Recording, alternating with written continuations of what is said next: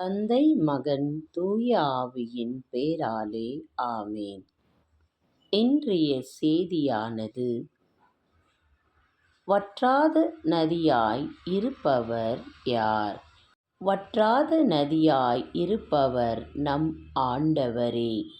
அவருடைய அன்போ பொங்கி வடியும் ஊற்றாய் இருக்கும். அவரது தூய்மை நிறைந்த உள்ளம் கடலைப் போலவே விசாலமான இடமாய் தோன்றும்.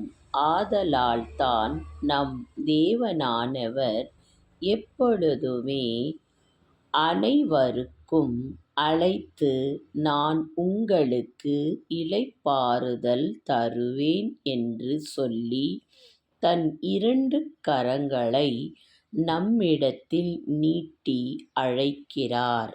அவரிடத்தில் போய் சேர்பவர்கள் யாவருமே என்றென்றும் அழியாத இருப்பார். ஏனென்றால், ஒளியும் வழியும் வாழ்வும் நானே என்று சொல்லும் அவருடைய வார்த்தை இதுவே ஆகும். ஆகவே நம் ஆண்டவரை நோக்கி வருபவர்களுக்கு தஞ்சமும் அடைக்கலமும் கிடைக்கும். அன்பான இறை மக்களே, வாருங்கள், நம் ஆண்டவரின் அடைக்கலம் போய் சேர்வோம். ஆமென்.